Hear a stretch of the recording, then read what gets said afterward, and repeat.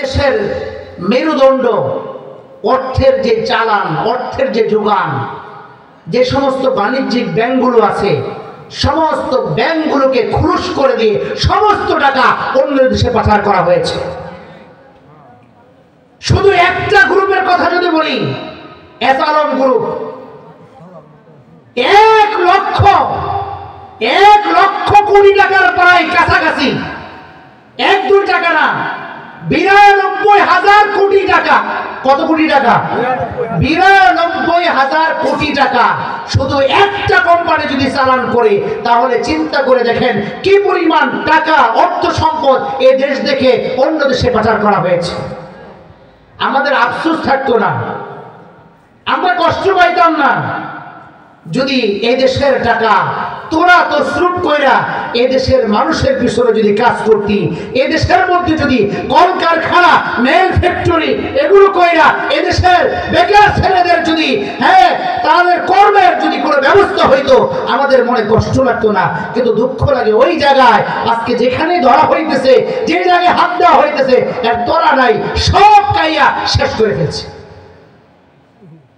প্রত্যেকটা বন্দর, এই যে আপনাদের নাকগাঁও সহকারে প্রত্যেকটা বন্দর তাদেরকে ব্যবহার করার অনুমতি দেওয়া হয়েছে, যে বন্দরগুলো ব্যবহার করলে হাজার হাজার crore crore trillion billion tax এদেশে আসতো, বিনা ট্যাক্সে বিনা সুদে আমাদের দেশের বন্দর করিডোর এগুলো ব্যবহার করার সুযোগ দিয়েছে বিগত দিনের স্বৈরাচারী শাসক।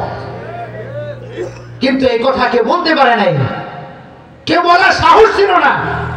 মসজিদের মেম্বার থেকে বলবে আগামীকালকে মসজিদের ইমাম সাহেবের চাকরি নোট, কি বলেন? বললে কি চাকরি নোট?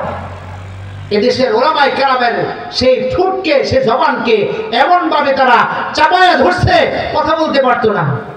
আলহামদুলিল্লাহ, আমাদের কাছে কি মনে হয় জানেন? আমরা স্বাধীন দেশে এখন মুক্ত পাখির ন্যায় আমরা স্বাধীনভাবে কথা বলতে পারতেছি। খোদার কসম, এই ময়দানে বিগত দিনে কোন বক্তা, কোন আলোচক তাকে স্পষ্ট ভাষায় এই দেশের দুর্নীতি নিয়ে কথা বলার কোন সুযোগ নাই। আমরা দেখেছি এই মাইকে কথা বলতেছে, পাশের সভাপতি সাহেব, পাশের অতিথি সাহেব আইসা পা দিয়ে লাথি মাইরা এই মাইককে সরাইয়া ওইখানে নিয়ে ফেলাইছে। আপনারা দেখেন না এগুলো? ইউটিউব, সোশ্যাল মিডিয়া এগুলো এত বেশি আমাদের কাছে এই শব্দ পৌঁছায় দেয়। আজকে আমি এখানে যা বলতেছি, আমেরিকায় বৈশা আরেক ভাই, ওই যে ভাইয়ের ক্যামেরা দিয়ে এখন রেকর্ড হচ্ছে, এ সব পৌঁছায় দিচ্ছেন। ঠিক কি ঠিক না? 100 বছর পরে এগুলো ভাসমান থাকবে, মানুষের কাছে এগুলো বাঁচবে। আফসোস আমরা কথা বলতে পারি নাই। এখন এই জমিন উর্বর, এই জমিন উর্বর, এটা আবাদ করার সময়। এখন এই সুবর্ণ সুযোগ যদি আমরা কাজে না লাগাই, তো কখন কাজে লাগাবো? আল্লাহ আমাদেরকে তৌফিক দান করুন। মুমিন না হইয়া কেউ জান্নাতে যাইতে পারবে না। 1 নম্বর মুমিনের অন্যতম গুণ হলো সামি'না ওয়া আতা'না।